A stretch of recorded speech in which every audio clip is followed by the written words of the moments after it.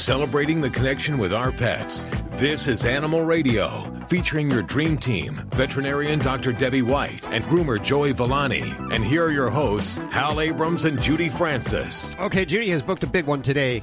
If you've seen the viral videos and pictures of the Penn State squirrel.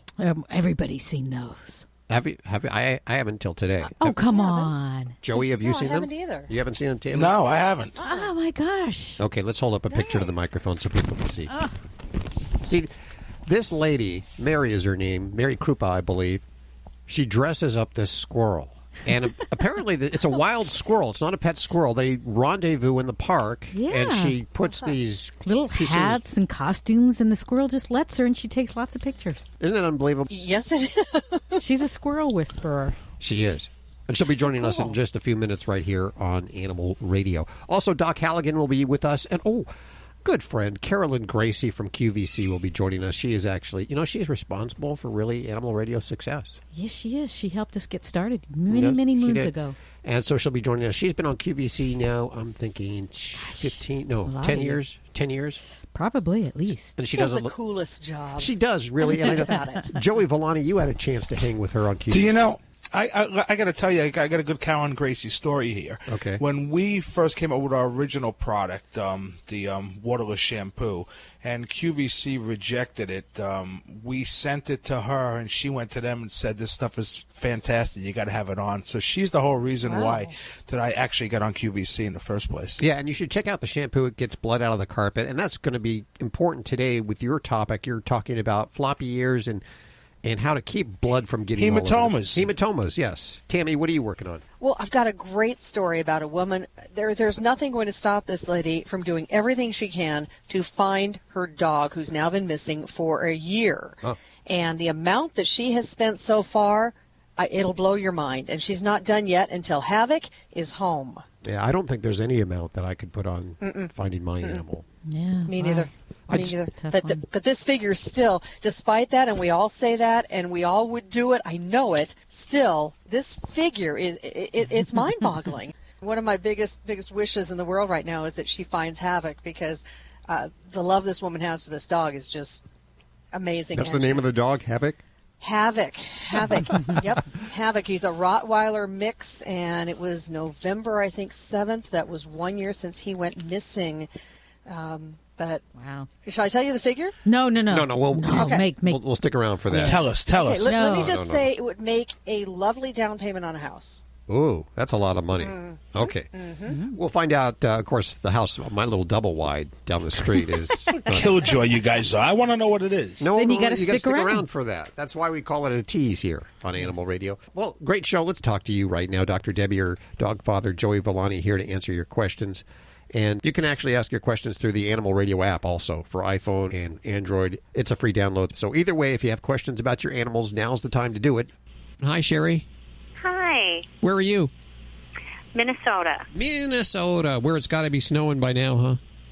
No, but it's cold. It's cold. Okay. Well, I commiserate with you right there. You just say you're from Minnesota. I feel this time of year, that's not a place I'd want to be from. But if you love the snow... I know, I hear ya. I would love to be like on a tropical island, Hawaii, maybe something. Well, we'll send you Las Vegas, Las Vegas with Dr. Deb. What's the temp today? Oh, we're actually at 81 today. Oh, shut up. What can I do for you, Sherry? Well, it's wonderful to talk to you. Thank you for your time. I have a cat, and he's 12 years old. He's never had any health problems. The only thing he's had is... urinary stones that the neutered male cats get. Okay. I just mentioned that because it may have something to do with what's happening now. He will be kneading, how cats knead before they're going to sit down, and then they turn around in circles and such. And kneading dough. He's making biscuits, right? Okay. Yeah, he'll be making biscuits. He'll be doing that. And then it just started recently, and it's not every time, but sometimes his back legs will jerk, and he'll get a little bit too excited, if you know what I mean. And I'm like, why is this all of a sudden happening? I've never seen him do this before. Okay, you're going to have to be a little graphic here. What exactly is he doing? He's like starting to hump. He gets himself all worked up when he's kneading, and this kneading goes on, and usually he would do it and then sit down, but now it lasts way too long and goes into this humping motion thing, and yeah. And I wonder if he's okay or if it's something with his urinary, and then he'll clean himself and he'll lay down and he'll be fine. Okay. I mean, definitely with the history of having the urinary problem, that would be one of the things I'd look at, because a lot of times the lower urinary tract, when that starts to give a male cat irritation, they really can have some kind of spasm qualities to the discomfort with that. So that would be definitely something I'd want to check out, and check a urine sample and maybe even have a catheter placed, just so we can make sure everything's working through there okay. That is something that can happen with male cats that have been neutered. Yeah, and they can sometimes act just kind of over-sexual, and that certainly is a possibility. Even if the neutering and everything was done right, sometimes we can see that behavior, and the excess petting and kind of the excess stimulation, especially if you're touching them on the back and the hindquarters, sometimes that will kind of set this kind of pattern of behavior off. So the best thing is when you start to get to that level of kitty excitement, discontinue, stop petting, and that will, in most cases, turn that off really before you escalate it to a kind of a really anxious behavior. But just because there is that potential for that urinary problem, some of these boys can really have some weird discomfort behaviors, with the back end. And I've had some cats where they, can become aggressive, if you touch their flank area up along the tail or on the spine, because they anticipate discomfort. So there are some kind of odd things cats will do if that end of things is not feeling really good for them. So I would definitely want to check that out. Well, thank you so much. I appreciate your time. I will. He's due to have his shots and everything. I will have that. I'll mention it to the vet, and then if I pet him when he gets into that thing, I'll just discontinue that and move him off of me or move him off the chair or whatever he happens to be doing. Yeah. And just don't tell him I was the one who told you to get the catheter placed, because I don't want to be the bad guy here. No problem. And you enjoy your weather there then. All righty. You have a good cold day there. Right. Hi, who's this? Oh, I got to press this button. I don't know why I'm You're just not pressing pressing Get it buttons. together, I Hal. know. Come on, Hal. I need someone to press my buttons for me. Yeah, I want to press your buttons. And this is Sid. Hey, Sid, how are you doing? I'm doing good, Hal. Thanks. Where are you calling from today? Actually, Hal, I've been living in Mexico, in Ixtapa, on the Pacific coast. Ixtapa? Cool. Are you an expat? I mean, yeah, but I'm going to be a return pat here soon. Oh. Why is that? Not like in Mexico? A long time. What's wrong with Mexico? Well, especially, I came here for my dog to have a more freer life from living in Southern California, and it's not really that way. They just don't have the signs posted as obviously as they do in the United States. A little different. Well, at least you tried it. You can say you tried it. And exactly. But I'm coming home with some beautiful dogs. The dogs are the street dogs here are the greatest. I hear that. I hear there are a lot of them. So tell me, you got issues? I got the doctor here. Hey there. Well, actually, hi, Dr. Debbie. Hi. My question has to do about leopard geckos. I actually brought my leopard gecko to California when I moved here, and I was really lucky. I did not really realize how, bringing an exotic lizard down here, I was lucky to get live crickets and stuff after getting assimilated. But after she passed away, New Year's Day of 2013, I'd had her for almost about 14 and a half years. Like there was a baby. Yeah, and I was so sad because there was an accident that probably was related to her not living beyond that time. Mm-hmm. But I, was prompted then to do some research because whenever one of my animals passes, I feel really bad and guilty and devastated. Sure. And, I checked my books. I looked online. I asked a couple of the vets down here. And I heard everything from like 8 years old to 25 years old. And I was curious because you handle exotics. I didn't know if you had experience with leopard geckos. Okay, yeah, absolutely. Yeah, I love leopard geckos because they are such a gentle lizard, and I think they are fabulous lizards for folks that are maybe afraid of some of the typical lizardy-looking creatures. They're just very, very easygoing little guys. And I'd have to say, in practice, the reality is that I do not see these guys live much past 10 to 15 years of age. So I'd have to say at 14 plus, you did really good. But yes, you will find reports that, they'll live to 25, I think even into the 30s. But those are going to be the rarities because I do see that more of them pass before that period of time. And the vast majority of problems that I'd see, and certainly if your little guy had, a trauma, that's a little different. But the biggest problems that I see these guys for are sand impactions, because a lot of people feel compelled to put them in sand substrate and they eat it when they're eating their little critters. That's one of the biggest things. But also we'll see problems with, egg binding, some intestinal problems, or even mouth infections. Those kind of are the top ones that we see with these guys. So I think you did a pretty good job with your baby, and I think it's great that you want to learn from, making sure, you did everything right, husbandry-wise. But yeah, they're fun little pets, and, you may already know, Sid, but some of the things about leopard geckos that are kind of cool is they have these nice fat tails, and they actually have the ability to shed their tail when they get scared. So if a predator comes along and kind of grabs onto them, they'll just shed that tail as a defense mechanism. And so it is important that when you learn how to hold these guys that you're careful and aware of that. You don't want to restrain them by their tails in any way, or you'll get a kind of a lesser beautiful tail that will regrow down the road. Thanks, Sid, for your call today.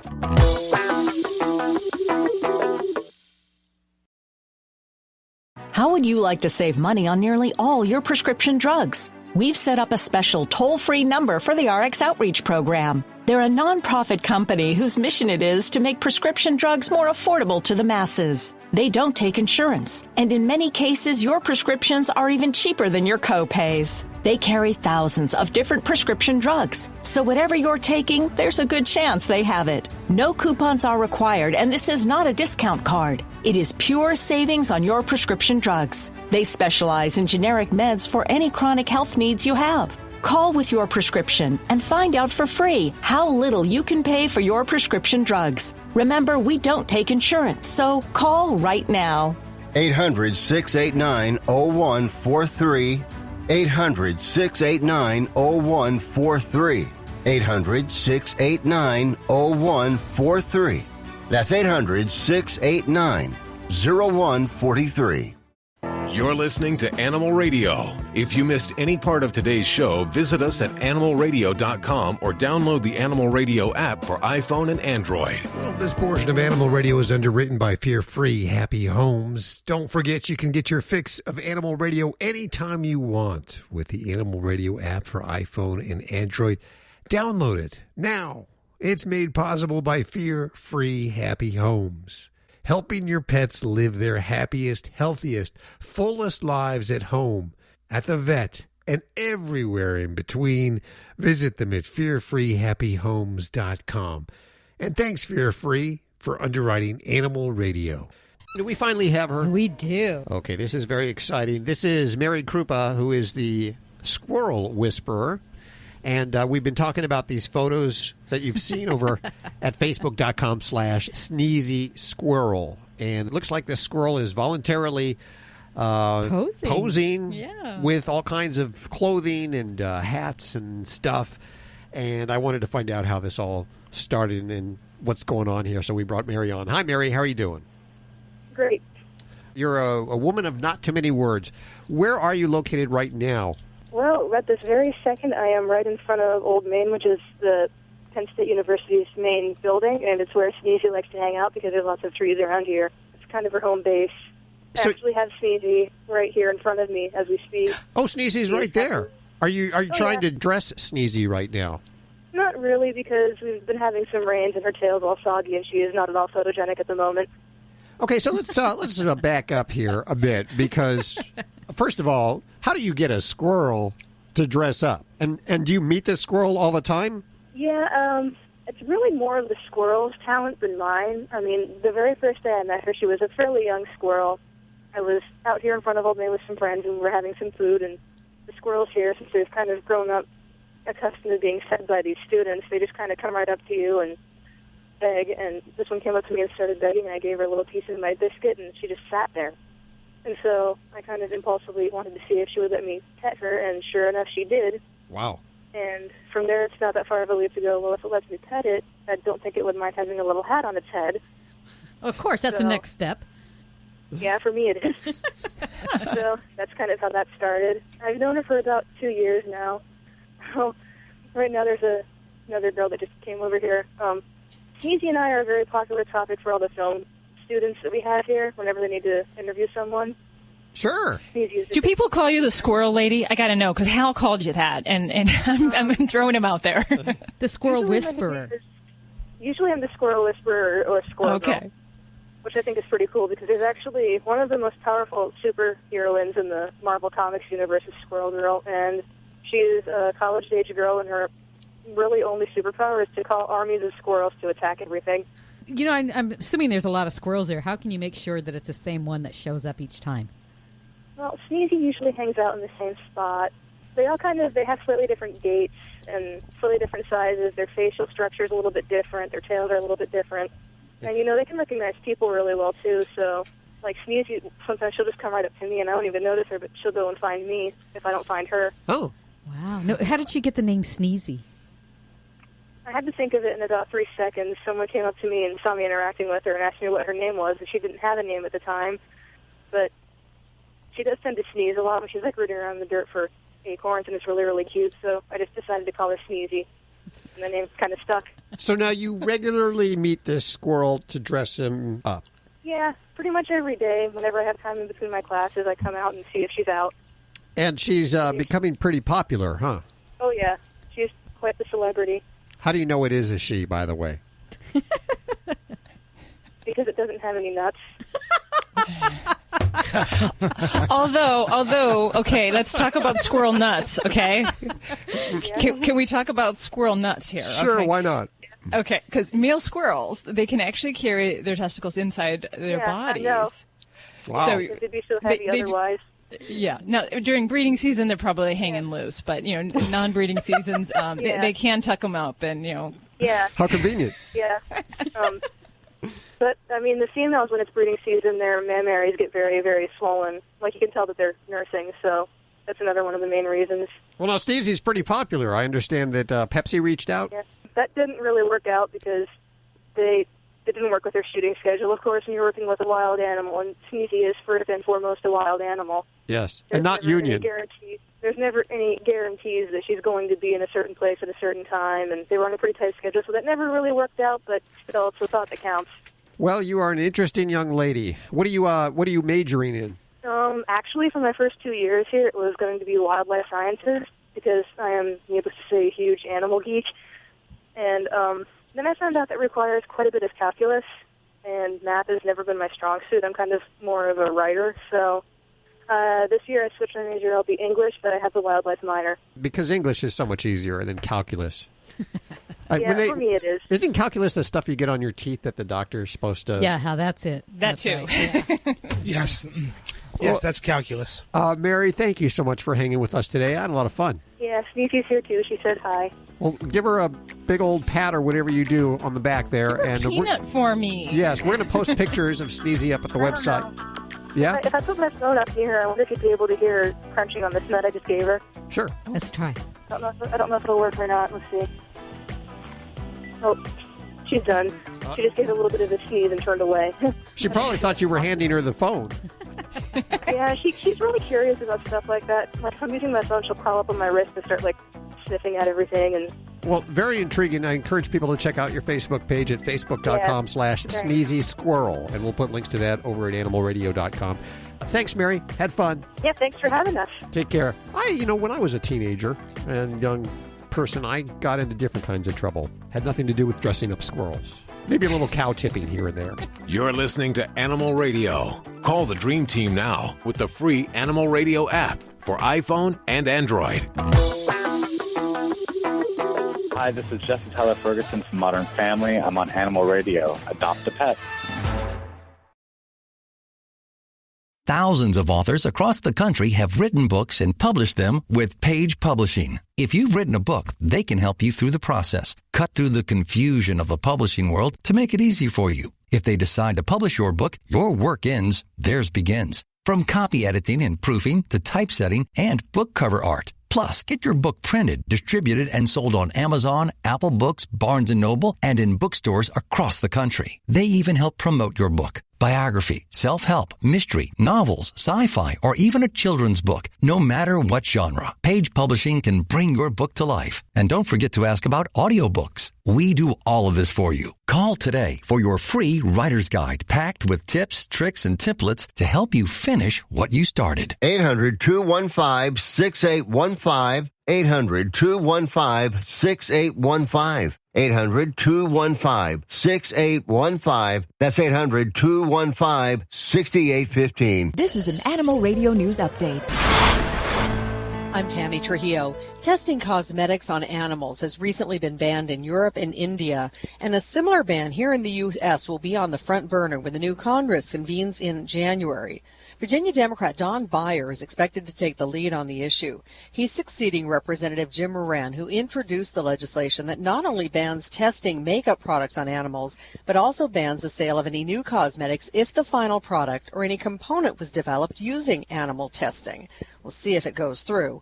Their state, Virginia, is home to several big cosmetic companies. So how much would you spend to try and find your dog if he or she got lost? I'm not talking about a reward here, but paying for the effort of finding the cat or dog. The sky is the limit, it seems, for Janet Mihalyfi of Georgetown. Her 5-year-old Rottweiler mix Havoc's been missing for a year this month. Now, so far, she has spent $35,000 trying to find him. And that includes printing thousands of signs and flyers, hiring 4 psychics, and private eye dog investigators. So far, no luck. Havoc got lost when he and his sister Ray's went on an off-leash run with Mihalyfi in a D.C. reservoir. The dogs took off after a deer. Ray's came back. Havoc didn't. Now, her story's gone national over the past year, with some people saying she should just give up. Mihalyfi says she doesn't think about the money. She's not going to give up. All she thinks about is finding Havoc and bringing him home. I'm Tammy Trujillo. Get more breaking animal news anytime at animalradio.com. This has been an Animal Radio News Update. Get more at animalradio.com. You're listening to Animal Radio. Call the Dream Team now with the free Animal Radio app for iPhone and Android.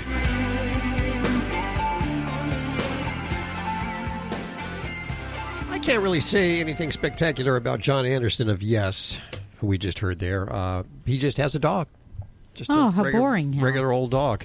Might even have a cat, as far as I know. What's so bad about a regular old dog? Yeah, there's nothing wrong with it. I just, all these celebrities have like iguanas. Exotic animals, yeah. Just wanted to bring that up.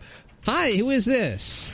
Talking with me? I'm talking to you. You talking to me? I'm talking to you. I'm not talking to you. Okay, I'm Lucy. Hi, Lucy. How you doing?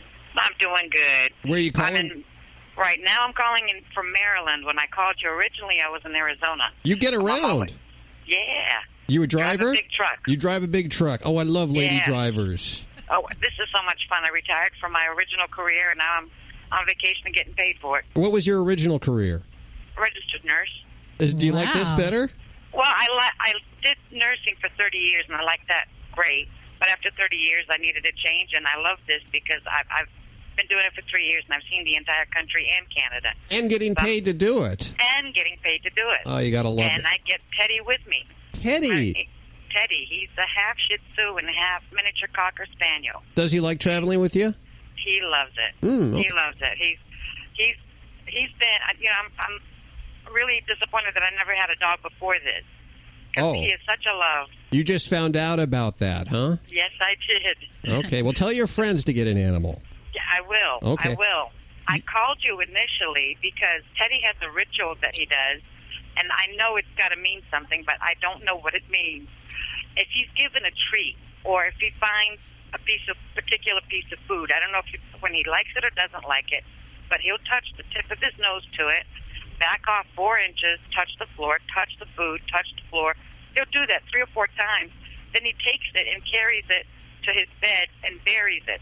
Now, I don't know whether he goes back and eats it or not. I think he does, but I've found like 4 or 5 treats in there. What does that mean? That's very interesting, Lucy. And hi, I wanted to say hello and welcome to the show today. Hi, Dr. Debbie. Hi. So you don't really know if Teddy's eating these treats later on in the day? No, not later on in the day, because I mean I've found, like I said, 4 or 5 days afterward. Yeah, so you're finding the uneaten treats down the road. Right. Does that kind of behavior go back to the beginnings of canines foraging and hiding their food? It certainly can be. One way we could interpret that behavior is that, he's kind of taking what's his and he's hiding it for a later date. I'm assuming he's the only dog in your truck. Yes. You don't have other dogs with him? No. So it's not necessarily a competition type thing. It's just probably a way that he's kind of being a dog in his maybe somewhat close environmental situations. And there could be some psychological interpretation that, maybe he thinks because, the road is moving, he has to make sure there's food accessible. And it's hard to kind of understand how much dogs reason and kind of are reasoning through a situation like this. But I could totally make a case where he might be thinking, I want to make sure I got this little snack later and don't know where I'm going to be. This might just be kind of a normal little quirk with your little fella. 1-866-405-8405. Judy and I were just thinking about the dog. It was his name was Donnie, and he was a Doberman Pinscher. Yes, and he would line up his toys out in the backyard, and he would line them up according to categories with colors and the types of toys. If there was a stuffed animal that was a monkey, he would put them with the other monkeys. My own childhood dog, we did some interesting things. I used to think he had a great ability to pick out his favorite treats. I'd line up 7 treats in a row, and I'd let him smell and lick each one. It looked like he was reasoning through which one he wanted, and he'd get to pick one treat. It's never the same one. He always kind of went and considered each one. So, we don't know what's going up in those little heads of theirs. Hi, Joe. How you doing? Hey, how you doing? Good. Thanks for taking my call. Of course. How can we help you? I got a chocolate lab. He's 6.5 years old, and he kind of runs free on our 5 acres here a couple times a week. I got to pin him up for so he takes the garbage trucks, but he has a little trouble minding me, and he's not real good at coming when I call him or dropping the ball. He loves to play fetch, but he doesn't drop on command, Mm-hmm. Is there anything that, I worked with him pretty good the first year, and then we had a little baby come along, and then, so I'm sure there's a issue there, a dominance there, being the alpha, but I just can't seem to get him to drop on my command anyway. Is anything you can convey to me? Sure, there's definitely some things. And the first thing we have to remember is that, it's kind of natural for dogs to, I don't want to say guard items, but to kind of protect them, because in their world, if we talk about wild dogs, their items, they have resources that they protect. So there's some natural instinct. The trick is, in your situation, we need to make the motivation to do what you want greater than his motivation to have that item in his mouth, because that gives him a happy, feel-good feeling when he's got that item in his mouth. So attempts to take that away, take that feeling away. So we've got to recreate something that's more enjoyable than just holding that item in the mouth. So it's really a matter of positive rewards and finding something that we can use to our advantage. I have a lab, and food is a wonderful motivator. So I would definitely encourage, small tidbits of really yummy dog treats, potentially even things, this is where I hate to say things like this, but little bits of hot dog or things like that, where we can use that as a positive reinforcement to get the desired behavior. Now, we don't want to turn this into a wrestling match, but in my labs, and I know in a lot of dogs, what we can do to help encourage them to drop and to train that to a command, to a give command or a drop command, is to give that command, ask for the behavior. In many cases, we can kind of gently put our fingers in the mouth and just kind of gently open the mouth and retrieve that. Now, when you do that, we don't want him to be anxious and nervous that the item's gone. We want to give him that positive reward. So you give him the little tidbit, good boy, and we kind of have to work that positive circle around and around and around, because once you take that toy away, if his anxiety level's going up, we're actually hurting the problem there. So that's kind of the root to the whole issue there. And, some dogs, if he likes to retrieve, then we could do a multiple retrieving session, so we have multiple balls. So then that helps to train him that, hey, there's another item here. Don't worry. Give me that one. You got another one waiting for you.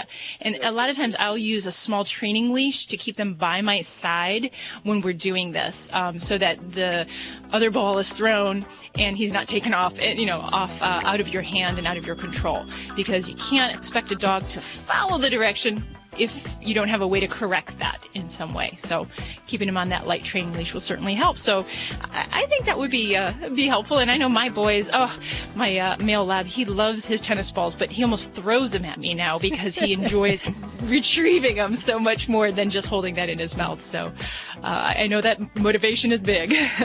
Well, thank you. Yeah, I was a little curious as to go back to feeding him treats, because that's how we started, type of thing. But I'll go back to that style. Good luck with that, Joe. Let us know how that turns out with your little guy there. You're listening to Animal Radio. Call the Dream Team now with the free Animal Radio app for iPhone and Android. Dogs or cats, horse or emu, animals are people too. Sniffer dogs trained in Ireland are now sniffing out black market bootleg DVDs. Illegal DVDs are a multi-million-dollar industry, often being sold online or on street corners. Recently, the dogs visited Malaysia, where they found $1.7 million worth of illegal DVDs. The dogs are able to detect the plastics used in the DVDs, and they're trained to calmly stare in the direction of the plastic smell. Afterwards, they're rewarded with their favorite toy. The dogs seem to love their work, and hopefully all this hard work will be reflected in lower popcorn prices at the movies. I'm Britt Savage for Animal Radio. Animals are people too. Animal Radio. Hey, this is John Sally, and you are listening to Animal Radio. Go vegan. Happy holidays from your friends at Fido Friendly Magazine. The fall-winter issue is available now for your dog to sniff out all the great Fido Friendly hotels and great products to set all tails wagging. This is the must-have issue of the year. So subscribe today at FidoFriendly.com. Make this a gift for an additional $10 for your Fido-loving friends and have a Fido fabulous holiday. You're listening to Animal Radio. Call the Dream Team now with the free Animal Radio app for iPhone and Android.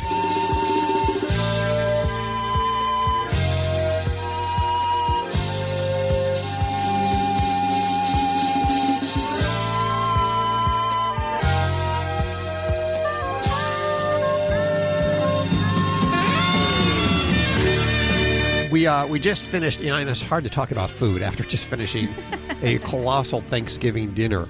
I'm going to have sandwiches all weekend long, I'm pretty sure. I love leftovers. And I know I love turkey sandwiches. For weeks on end. This, of course, is a big time of year for Dr. Debbie because a lot of people feed their dogs some of the crap that you shouldn't be feeding them, like fatty pieces, leftovers, things you wouldn't eat. Turkey bones, yeah. Old food. We're talking, a week old or more. No, my dogs can't have turkey at all because they get explosive diarrhea from turkey. So they can't tolerate it. But with the leftovers, the guideline is basically you don't want to, if you're not going to eat it, they should not eat it. So for me, in my household poultry, it's 3 days. 3 days in the fridge.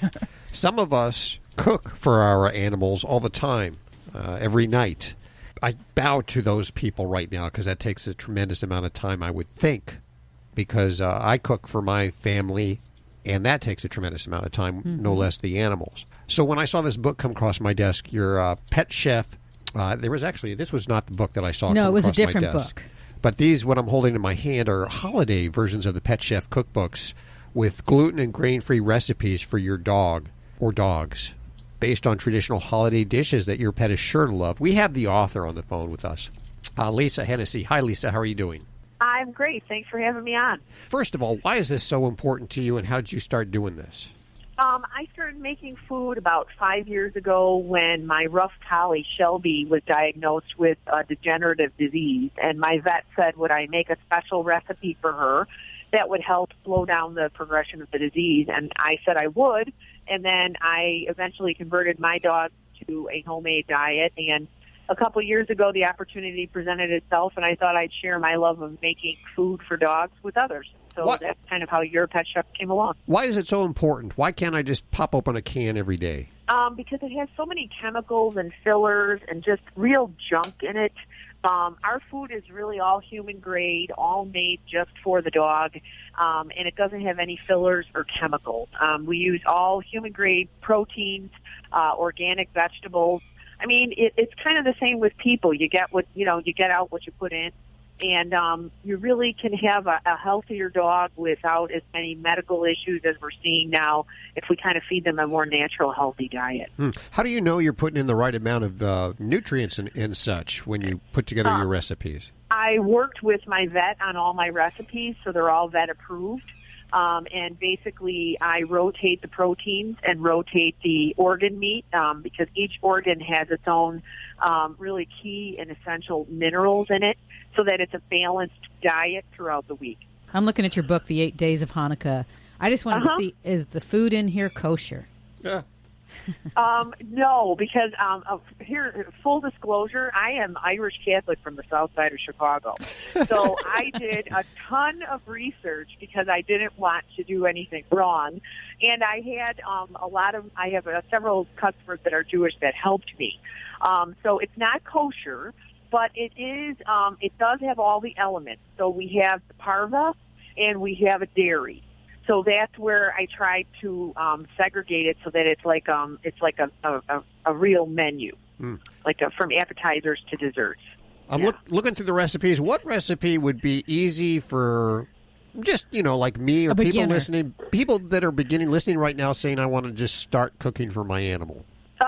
In the holiday books, I would say the 4 Collie birds, and it's basically a shepherd's pie for dogs. So it's just turkey with some peas and carrots with some potato on top. I tried to make the recipes have 5 ingredients or less in a lot of them, and so they're really pretty simple. And in the Hanukkah book, the Collie, well, I'm going to go back to Collies. You can tell I'm a little partial. The cauliflower latkes are quite simple because they're really cauliflower and egg whites. And we just bake them. And my guys love them. We like eating them. We enjoy them. They look good. I was just going to ask, can you share these recipes with your dog? They look really appealing. Share them with your dog? You mean share them with yourself? I mean, can they share them with us? Oh, absolutely. Yeah, they're really kind of for both. And, what's missing is seasoning because, dogs don't really need salt and pepper. So you might want to have a little, you might want to spice it up a little if you were going to eat like in the Hanukkah book, we have the beef, a beef brisket. We call it a beef barkskit.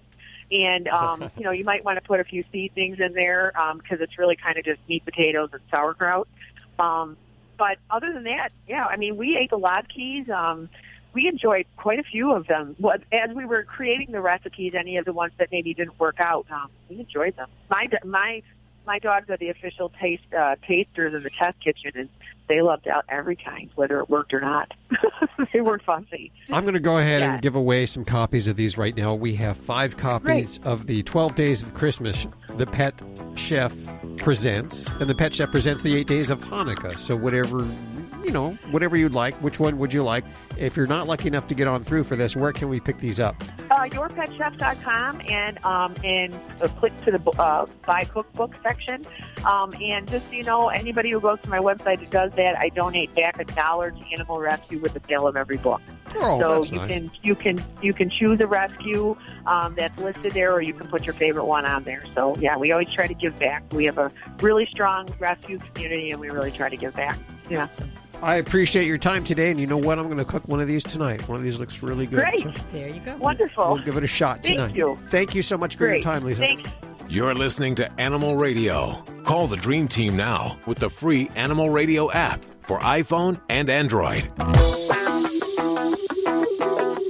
Hi, this is Judith Chapman from Young and the Restless at CBS, and I'm on Animal Radio right now, and I'm asking everyone out there to please spay and neuter your pets. How would you like to save money on nearly all your prescription drugs? We've set up a special toll-free number for the RX Outreach Program. They're a nonprofit company whose mission it is to make prescription drugs more affordable to the masses. They don't take insurance, and in many cases, your prescriptions are even cheaper than your co-pays. They carry thousands of different prescription drugs, so whatever you're taking, there's a good chance they have it. No coupons are required, and this is not a discount card. It is pure savings on your prescription drugs. They specialize in generic meds for any chronic health needs you have. Call with your prescription and find out for free how little you can pay for your prescription drugs. Remember, we don't take insurance, so call right now. 800-689-0143. 800-689-0143. 800-689-0143. That's 800-689-0143.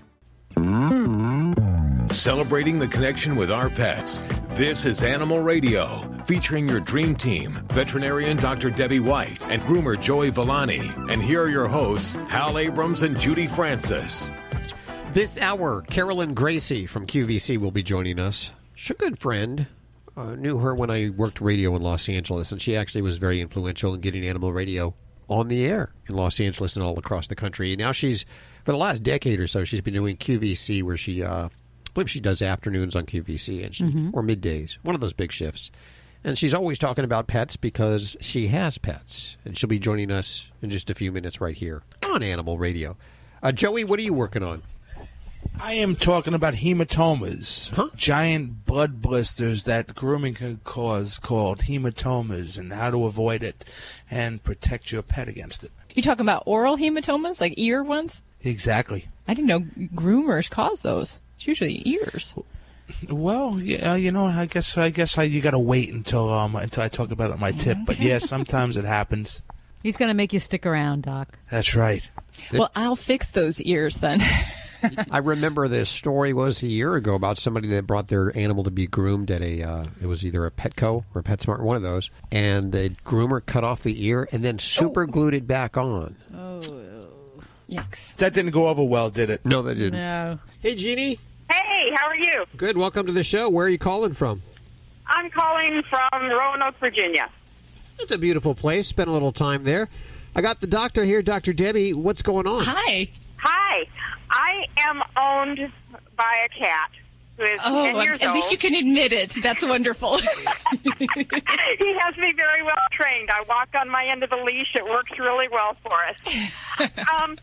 He drools more than the Basset Hounds I've owned in my life. Oh, and in I what don't situations? know if this is a normal thing, because it seems to be getting that he drools more than he used to. And it's just really weird. So, what context? When is he doing this drooling behavior? When he's happy, when he's being petted and purring, and it just sits and drips off of him, and then he slobbers it all over the place, just like a DOG does. Oh, yes, yes.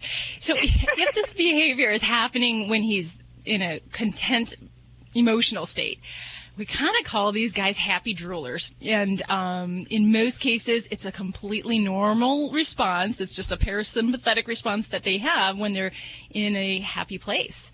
To stop it, I don't know. He's a happy guy. This is his way of telling you. That I guess the challenge I would have would be that, you know, if you wake up and you've got a big spittle of drool about to fall on your face, it would remind me of me and my brother when we were kids and you try to spit on each other, you know, spit and that would be what I would think of.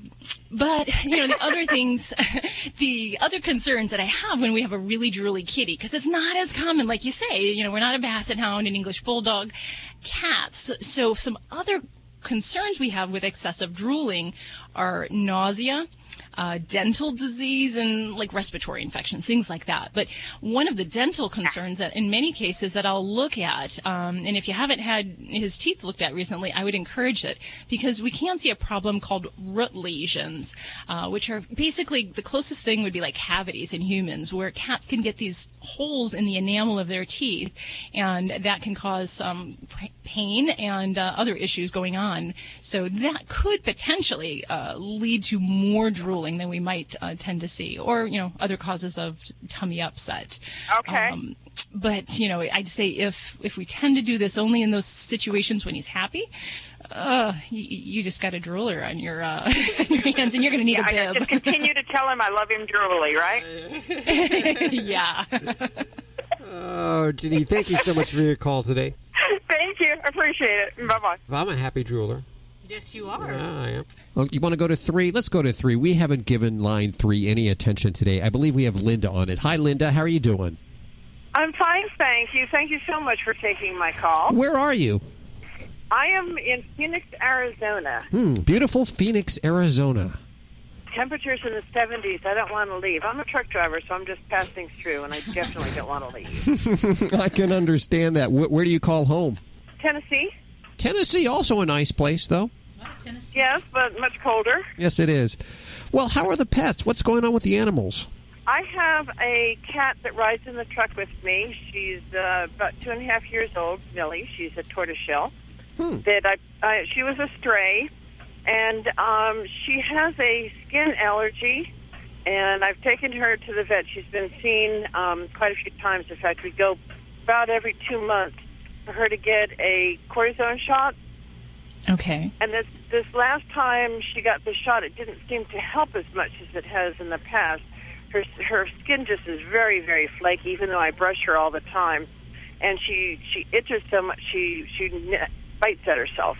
Oh, boy. Yeah, that's the first thing. The second one is she eats only dry food. She won't eat any wet food. I even tried. They were super expensive. I tried people food. She only eats dry food.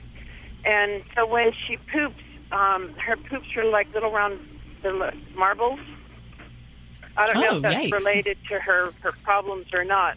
She's the sweetest thing. She looks like a big balloon with a small head because of all the cortisone, I'm sure. Oh. But the poor thing is so miserable with life.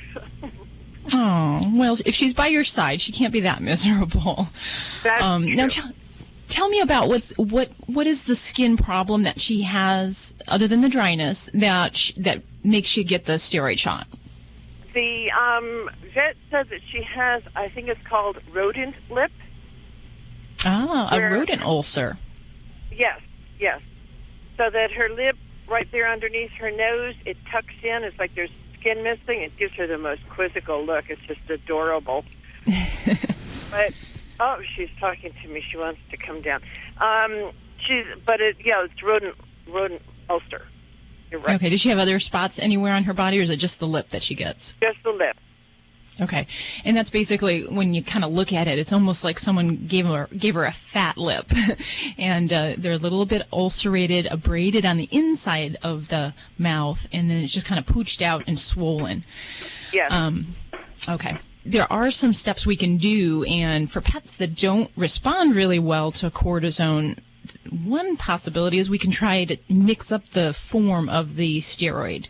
And I find some pets do better if we maybe move away from plain old prednisone or methylprednisolone and try a different category, such as triamcinolone. Now, these may not mean anything to you, but in the veterinary world, there are different products, and we might say, let's try a different one and see if that helps. So that might be something to ask your veterinarian, if you can switch it up and try a different form of a steroid in a shot. Now, there are some pets that steroids don't help and don't do enough, and a couple things that I would work on, and one, especially because of the poop balls that you're describing, I would really see about changing her diet, because rodent ulcers can be a form of an allergic skin disease in cats. So we know that allergies can affect the skin, and they can also affect the intestinal tract. So it might be worthwhile to put her on a hypoallergenic diet and maybe going more with a canned variety, because if she does have a tendency towards dry stools and dehydration, I want to get all the extra fluids in her that we can. And a canned product might do that a little bit better. But a lot of good hypoallergenic diets out there. I'd talk to your veterinarian, but we'd want to stick to something that's kind of new for her body. Maybe a duck potato-based diet would be good. Sometimes Some of the rice and whitefish-based diet might be a way to go. Now, the other things that I will do for a pet with a rodent ulcer, and we might be talking about things as simple as flea control to make sure that we don't have any problems with that, because a lot of kitties that have rodent ulcers can actually have some problems with fleas. So make sure you're using a really good regimen with that and on some regular programs, because especially if you're traveling across state lines, there's always that potential. Right. Now, we've been making sure we try to keep on top of that. I haven't seen a single flea on her. Good. Now, and then if all of these other remedies aren't working, we can add in a medication called cyclosporine. And that would be something that helps to kind of modify her immune system and her response to that. But that would be kind of, I'd say, near my tail end of choices, because I think that maybe trying a different steroid and maybe changing diet, I think that would be a very important step. And then, oh my gosh, I almost forgot. I gotta ask you about your food bowls. What kind of food bowls are you using for her? We have stainless steel for the food, and I'm using the plastic part for the water. One of the big things when we're dealing with rodent ulcers and allergies in cats is that plastics can tend to make some of those issues worse. So I would get rid of the plastic bowl and either go to a ceramic variety or just to get another stainless steel bowl, because that can play a role as well. So give that a try. Definitely will. Okay, well, very good. Hope that helps her out and gets that lip swelling down there. This is Dr. Debbie. Give us a call. You're listening to Animal Radio. Call the Dream Team now with the free Animal Radio app for iPhone and Android. Dogs or cats, horse or emu, animals are people too. Cats are known for napping, but a hard-working cat in Kinokawa, Japan has been promoted to a special position. 7-year-old Tama has been named Special Station Master by the Wakayama Electric Railway. 2 other cats were named Deputy Station Masters, and all 3 of them are taking their work very seriously. Their work entails welcoming passengers at the train station. Tama wears his little railway cap, of course, and the other 2 cats just wear their normal fur. The operator of the shop at the station had been taking care of the cats, but now the railway company is picking up the tab for these hard-working felines for a job well done. I'm Britt Savage for Animal Radio. Animals are people too. Animal Radio. Hello, this is Jane Goodall on Animal Radio, and I'd just like everybody to realize that each day you live, you make some difference on the planet, and you can choose what kind of difference you're going to make. And hopefully every day you'll try to make the world a little bit better for people, for animals, and for the environment. Thousands of authors across the country have written books and published them with Page Publishing. If you've written a book, they can help you through the process, cut through the confusion of the publishing world to make it easy for you. If they decide to publish your book, your work ends, theirs begins. From copy editing and proofing to typesetting and book cover art. Plus, get your book printed, distributed, and sold on Amazon, Apple Books, Barnes & Noble, and in bookstores across the country. They even help promote your book. Biography, self-help, mystery, novels, sci-fi, or even a children's book. No matter what genre, Page Publishing can bring your book to life. And don't forget to ask about audiobooks. We do all of this for you. Call today for your free writer's guide packed with tips, tricks, and templates to help you finish what you started. 800-215-6815. 800-215-6815. 800-215-6815. That's 800-215-6815. You're listening to Animal Radio. If you missed any part of today's show, visit us at animalradio.com or download the Animal Radio app for iPhone and Android. Well, it is that time of the season again. I still have so much turkey in my refrigerator, and I will for the next 2 or 3 weeks, I'm sure. But Christmas shopping, time to do that. And I don't know if any of you spent yesterday morning up early. I mean, they're starting even earlier than Black Friday now. They're doing it on Thursday now, on Thanksgiving. Thursday. Yes. That's crazy. How many of you actually went out on Thanksgiving shopping? Let's see a show of hands. Nope. Nope. No way. Okay. No way. Good for you. They try to get it earlier and earlier every year. We have on today's show, Carolyn Gracie will be joining us in just a few minutes from QVC. And she is, of course, the pet-friendly host over there always. And I know that, Joey, you've hung out with her on QVC a few times, so it'll be like old buds great. Getting back together. She's great. Tammy, what are you working on in the newsroom? Well, our animals find all kinds of ways to show us how much they love us. But I'm going to tell you about a little beagle mix guy in Texas. Well, he was not going to be denied in showing his person how much he loved and cared for him. And this story is just absolutely incredible. Okay, I can't wait for that. Let's hit the phones. Hey, Robert, where are you calling from today? Chicago, Illinois. Is it a windy city today? No, it's not windy today. It's fine. Beautiful place. Okay, well, I got the good doctor right here. What's going on? Well, we have a dog and a miniature pincher and a cat. The dog is traveling with me. I'm a truck driver, so the whole week I'm gone with the dog.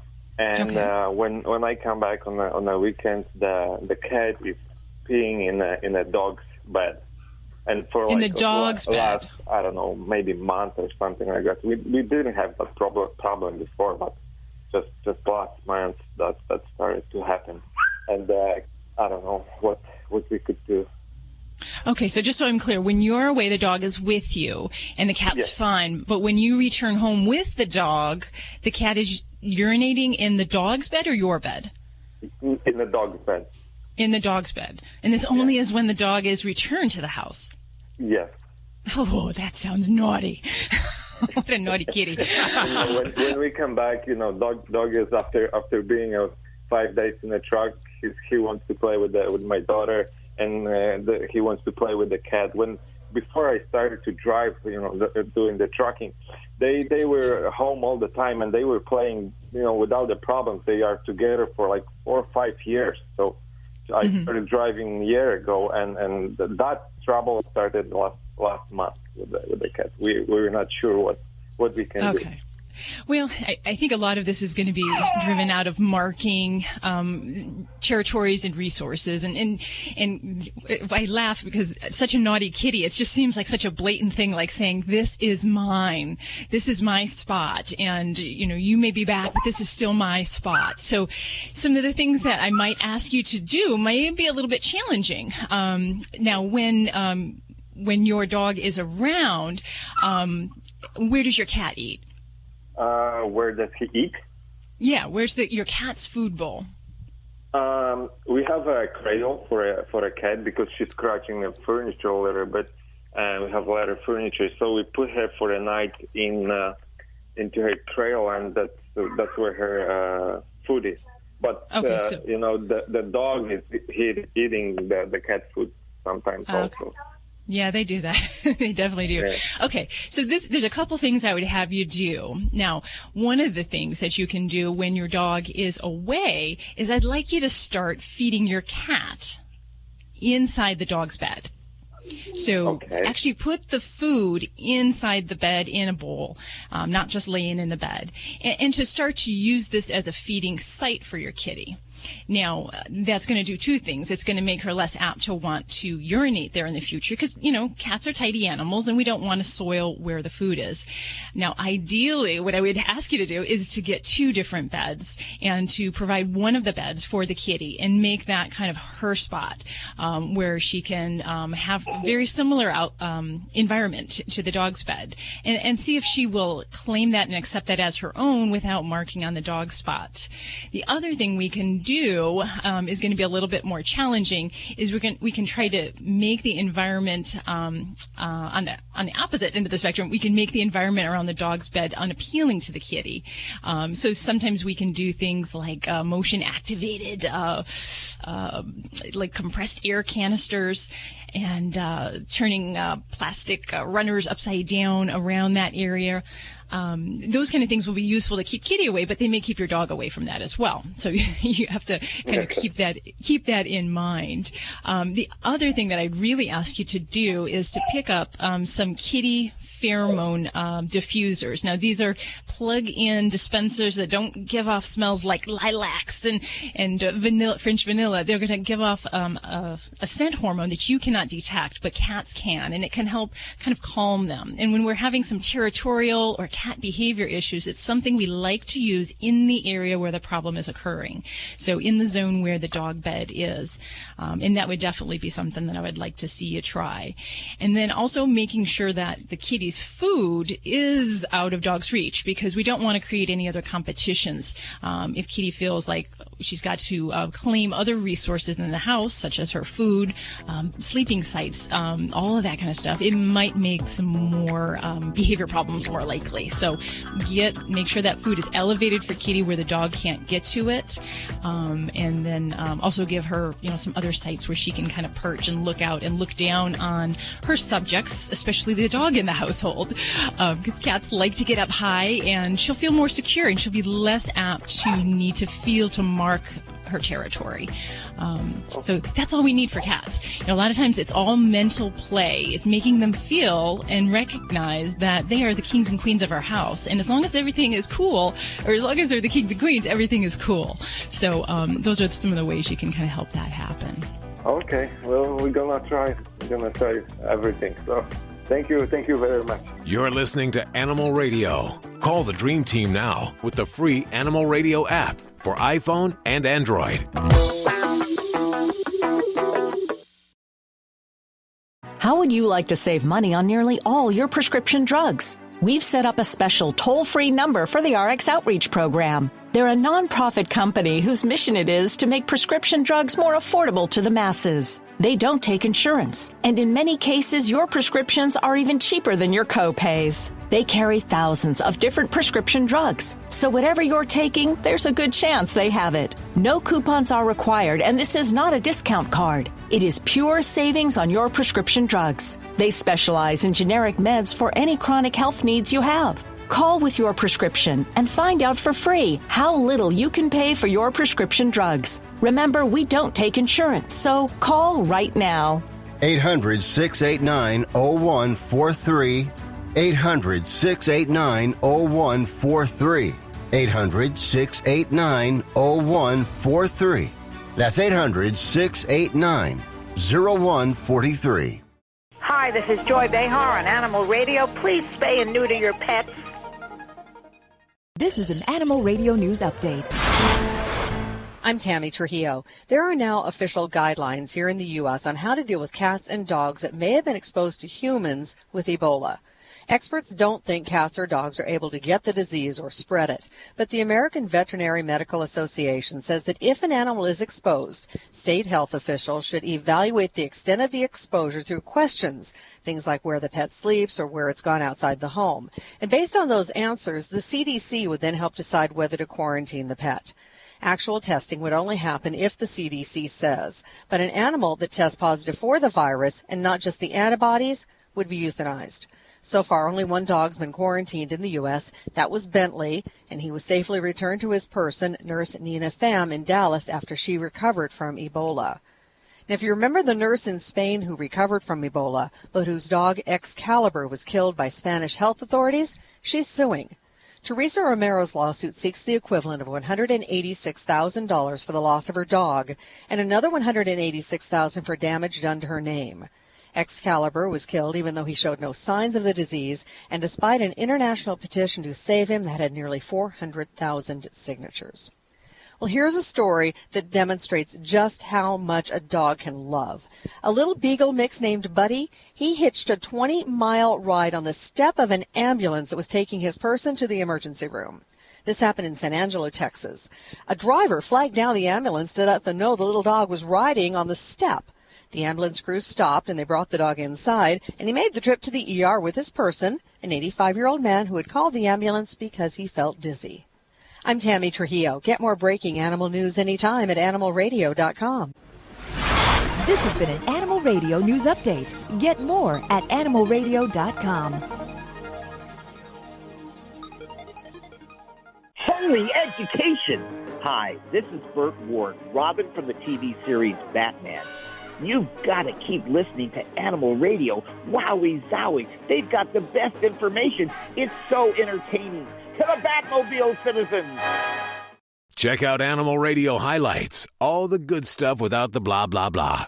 Browse on over to animalradio.pet. Roll over. Hey, wait a minute. You haven't taught me how to do that trick. I can give you my paw, though. It's Alan Cable on the mess. Not very good at doing tricks. Time for your amazing dog watch. And there he goes. Buddy the dog climbs trees. I've never seen one climb a tree before. That's Jerry. She's Buddy's dog owner, or human companion, or dog roommate, whatever you want to call her. He's been climbing trees since he was a puppy, probably trying to get away from this show. I was nervous about it at first, but now he seems very sure-footed, and so I don't worry about him. He looks like a squirrel jumping from branch to branch to branch. He just chases. I think I'll start climbing trees. Squirrels need to watch out. This is Animal Radio, baby. You're listening to Animal Radio. Call the Dream Team now with the free Animal Radio app for iPhone and Android.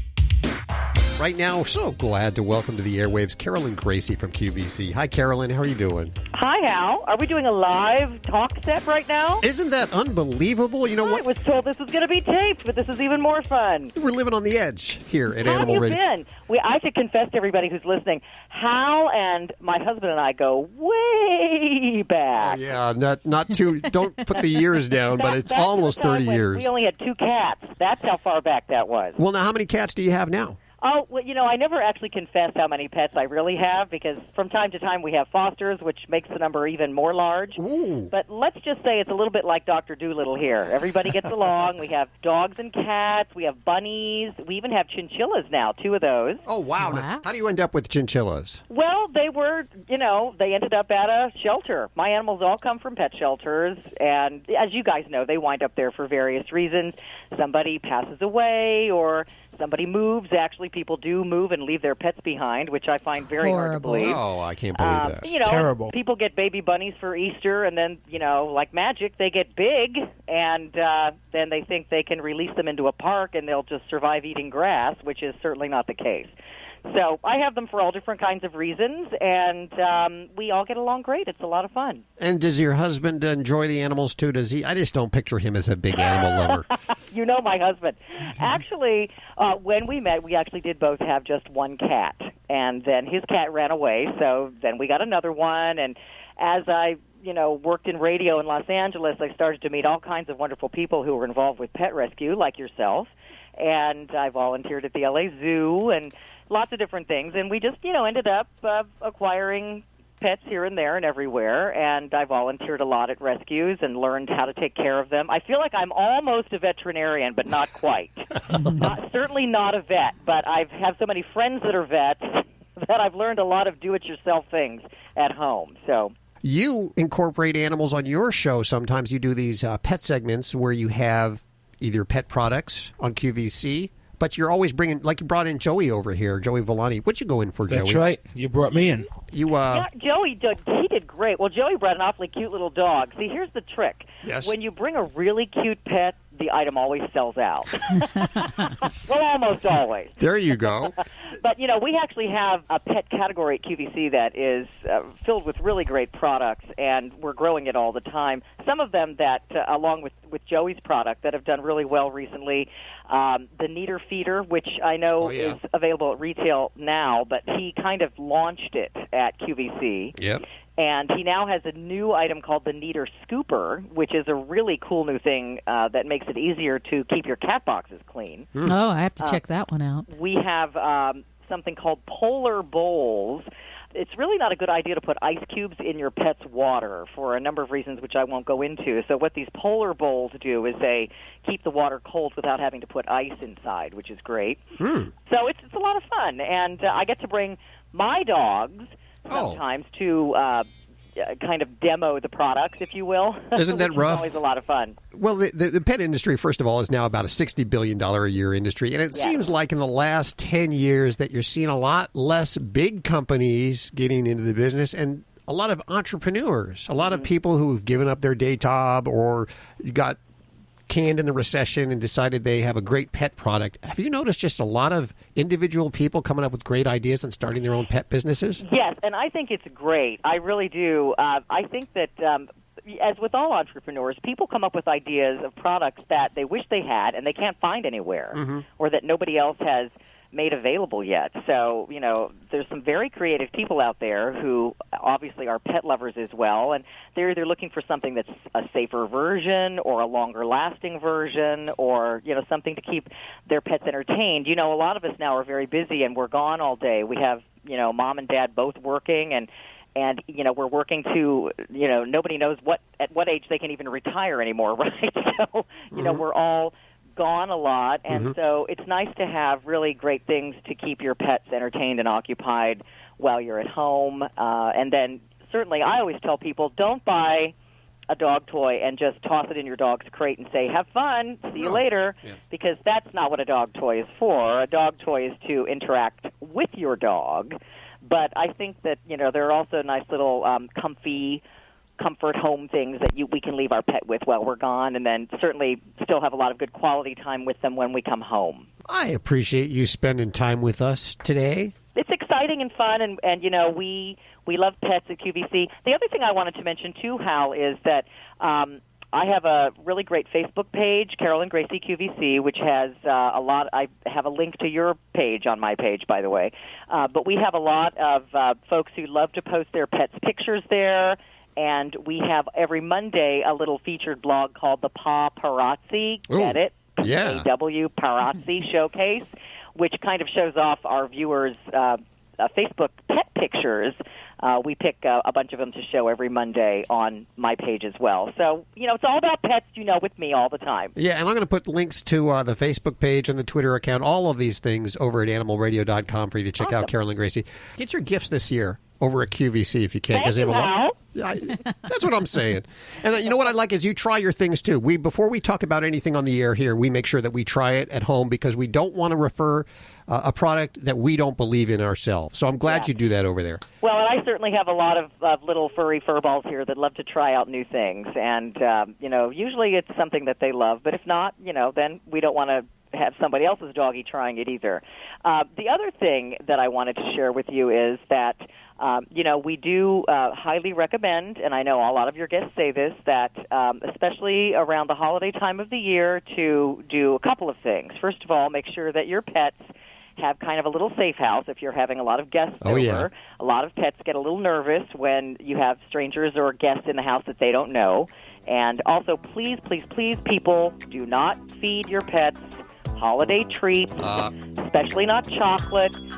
Give your dog something that is a healthy treat. A lot of folks have things like Vitamixes and, they make up their own dog treats at home, which is awesome. Yeah. Dr. Debbie, you say you see a lot of cases of pancreatitis this time of year? Oh, we sure do. Because a lot of times people think, I like these foods. My dog likes it too. But, they can have toxic things like onions in them, garlic, all those kind of things that we may think is okay. Have yourself a safe and wonderful holiday. Carolyn Gracie joining us from QVC. I'll put links to everything that she's talked about today over at animalradio.com. And let's head back to the phones for Dr. Debbie, your dog father, Joey Villani, right now. You're listening to Animal Radio. Call the Dream Team now with the free Animal Radio app for iPhone and Android. Hi, this is Brandon McMillan on Animal Radio, and be sure to adopt and not shop. Thousands of authors across the country have written books and published them with Page Publishing. If you've written a book, they can help you through the process, cut through the confusion of the publishing world to make it easy for you. If they decide to publish your book, your work ends, theirs begins. From copy editing and proofing to typesetting and book cover art. Plus, get your book printed, distributed, and sold on Amazon, Apple Books, Barnes & Noble, and in bookstores across the country. They even help promote your book. Biography, self-help, mystery, novels, sci-fi, or even a children's book. No matter what genre, Page Publishing can bring your book to life. And don't forget to ask about audiobooks. We do all of this for you. Call today for your free writer's guide packed with tips, tricks, and templates to help you finish what you started. 800-215-6815. 800-215-6815. 800-215-6815. That's 800-215-6815. Hey, this is Paula Pounce. Wait, I forget where I am. Animal Radio. Animal Radio. I love that. Hey, this is Paula Poundstone on Animal Radio. spay and neuter your pets or we're going to be eaten alive.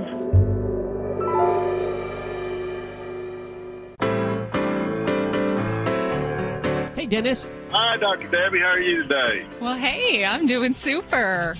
What do you got going on with you? Just out here moving trailers all around the country right now. All right. Well, bless your heart, man. You do some hard work. What can I help you with? I have a 3-year-old American Bulldog. She's a female. She's a sweetheart. What she's been doing is, like, not all the time.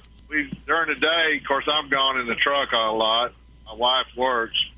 My wife takes her out a couple times in the morning before she goes to work, and then she stays in the house. We live down in Texas. It's hot.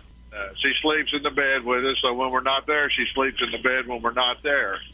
Every once in a while, she will pee in the bed. Oh, yikes. And then last night, my wife had taken her out around 9 or 10 o'clock at night, and she romped around with our other dog and all that. And my wife brought her back in. She's got a big pet bed behind her recliner. So usually, her name's June, the dog. She goes back there, gets in that bed, and sleeps behind my wife's chair. Well, my wife fell asleep in the chair watching TV last night. She woke up, she heard water running. It was June. She peed in that bed. Holy cow. Enough to hear water running. That's pretty bad. Yeah, well, she's 80 pounds. It's a flood of water. Right. Oh, my. Okay. So she's healthy. She's, we take her to the vet and all that. She's not a real active dog, being a bulldog. She is an American bulldog. Mm-hmm. Well, some of them can be really active, very athletic dogs. So, yeah. Well, they can be. I know a lot of them pull, and do stuff like that. I mean, she's all muscle. Uh-huh. She's already having trouble with her hips and her knees, so. Oh, dear. She romps, but she sleeps like a log when she goes to sleep. Of course, with that face and everything, I forgot the word for it, but, she'll snore, all that. I just wonder if she just sleeps so hard that sometimes if she wakes up, she doesn't even realize where she's at, if she has to pee. Uh-huh. I mean, I know sometimes dogs, and she doesn't pee excessively. Okay. Does she have any accidents currently where does she seem to have any problems where your wife or yourself notice her peeing inside the house, like she's squatting and you catch her in the act? Nope. Okay. Nope. All right. Usually 9 times out of 10, she'll go to the back door and bark. Okay. We pretty much know her schedule. She goes out in the morning, and then, if somebody's home during the day, she'll go out 2 or 3 different times. But if nobody's home, she can make it from 8 o'clock in the morning till about 6 or 7 o'clock in the evening. Okay. Fabulous. Okay. Well, you had asked there, Dennis, whether it's normal for dogs, if they're sleeping hard, to have these kind of accidents at night. And the answer is no, it's not normal. I thought that was so strange that she would pee where she would sleep. I mean, that's real abnormal. So it's not normal, meaning that we don't dismiss it as saying, okay, that's all right. So this is actually a problem that we deal with, and sometimes a little bit more in female dogs than in male dogs, but we can see it in males as well. And the thing that for me that really kind of is hitting home is that you're describing that she's not having accidents when she's awake. She's having normal urine function right now, and it's only really when she's sleeping and relaxed. And we do see some dogs that can have a problem with sphincter control when they're sleeping. So what can happen is that bladder, it just kind of gets a little leaky, and they'll leak urine usually when they're sleeping, or if they're getting up from a lying or a seated position, and then they look down and go, oh, where did that come from? I didn't do that. And this is kind of characteristic for this, that at other times their urination functions are completely normal. So the good news is that this in many cases can be helped. I always would like to get a urine sample, make sure there's no infection, there's no problems going on when we notice this. But for many dogs, it's just a matter of getting them on some medication to help tighten up that urinary sphincter. And there's a couple different ways we go with that. One most common type is a phenylpropyl propanolamine containing medication. There's one called Proin on the market, and that can help dramatically for a lot of dogs that deal with this. And that's usually given twice a day to dogs that have this type of problem. For female dogs, there's kind of a secondary drug that we can tap into. It's called DES. It's an estrogen-based drug, and that for some dogs, we have to add that into the mix of things if the other medicine doesn't do the trick. And but the good news is that this is definitely something that can be treated. You don't want to ignore it because a leaky dog can also develop skin infections and vaginal infections. So you definitely want to make sure you get this addressed. See your vet, get a urine sample checked, and then if necessary, get her on this medicine. And I can tell you, my own little girl, who's now, well, she's 12 now. She's not little anymore. She has this problem, and she's actually on a combination of the two medications to control it. If not, then we get a wet bed. So I can feel your pain, and it's probably a better alternative to get her on some medication than to have to move your mattress to that backyard. So I definitely encourage getting this looked at, Dennis. Thanks for your call, Dennis. There you go. It's flown by. Once again, I want to thank Carolyn Gracie. What a wonderful lady that is. Check her out on QVC. Mary Krupa, I learned so much about you and your squirrels and your squirrels' nuts. Probably more than I wanted to know. Lisa Hennessy, amazing cookbook. Thank you for all joining us today. If you want to learn more about these people, head on over to animalradio.com and at our website. Download the Animal Radio app, in fact, while you're at it. It's a free download for your iPhone or your Android, and you can ask your questions all week long of Dr. Debbie and Dogfather Joey Villani. We'll see you next week for more Animal Radio right here on this fine station. Have a good one. Bye. Bye-bye. Bye.